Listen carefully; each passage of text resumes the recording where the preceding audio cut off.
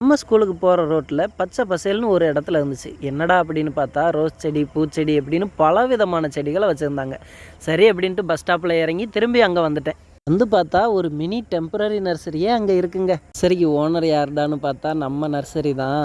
எப்போ கடை போட்டாலும் 4-5 பூச்செடி வாங்கிடுவேங்க. பிளாக் ரோஸ் வந்திருக்கா இந்த தடவையாவது அப்படின்னு சொல்லி கேட்டேன். இல்லைப்பா அப்படின்ட்டாங்க. பச்சை மஞ்சள்னு பலவிதமான நிறங்களில் ரோஸ் செடி இருந்துச்சுங்க. நம்மளோட விருப்பத்தேர்வு எப்போவுமே ரோஸ் செடி தான். பூக்கள்னு எடுத்துக்கிட்டால் எப்போவுமே ரோஜாக்களுக்குன்னு தனி மவுஸ் இருக்குது. அங்கே ரோஜா செடிகள் மட்டுமல்ல, வெற்றிலை, பப்பாளி, இட்லி பூன்னு நிறைய பூக்கள் அங்கே இருந்துச்சு.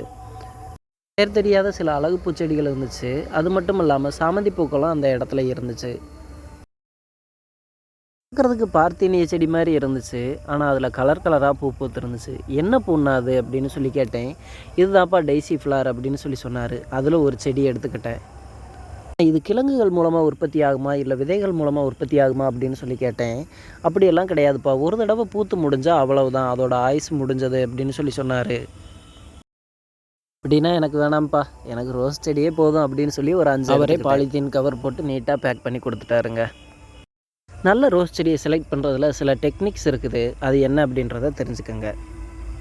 நான் இப்போ தொட்டு காட்டுறேன் பாருங்கள். அதுக்கு பேர் ஒட்டுன்னு சொல்லுவாங்க. பூக்கக்கூடிய வேறு ஒரு செடியிலேருந்து எடுத்து இதில் ஒட்டுறதுனால அதை ஒட்டு அப்படின்னு சொல்லி சொல்கிறாங்க. சின்ன கணுவை எடுத்து ஒட்டுவாங்க. அது ஒரு செடியாக மாறி வரும். அது மட்டும்தான் இந்த வேர்க்குச்சியில் இருக்கணும். இந்த வேர்க்குச்சியில் தலையக்கூடிய வேறு எந்த அரும்புகளாக இருந்தாலும் தளிர்களாக இருந்தாலும் அதை கொஞ்சம் கூட கருணையே பார்க்காம பிச்சு போட்டுருங்க. அப்படி பிச்சு போடலைன்னா என்னன்னு நினைக்கிறீங்களா? பிச்சு போடலை அப்படின்னா அது அதிகமாக வளரும். இந்த ஒட்டு வளர்ச்சி நின்றோம். உங்களுக்கு பூக்களே வராது. அடுத்ததாக அந்த வேர்க்குச்சிகள் நல்ல தடிமனாக இருக்கிறது மாதிரி பார்த்துக்கங்க. டடுன்னு சொல்லக்கூடிய ஒட்டு நல்லா ஒட்டி இருக்கணும். எந்த ஒரு விரிசல் பிளவுகள் இல்லாமல் இருந்தால் மட்டும்தான் அந்த செடி கடைசி வரைக்கும் காயாமல் வரும். அப்படி இல்லை, சின்ன பிளவு இருக்குது அப்படின்னா அதை வச்சுட்டு வேறு செடி எடுத்துருங்க. தான் ரோஸ் செடி செலக்ட் பண்ணணும். நம்ம சேனல் பிடிச்சிருந்தா சப்ஸ்கிரைப் பண்ணுங்கள். தேங்க்யூ.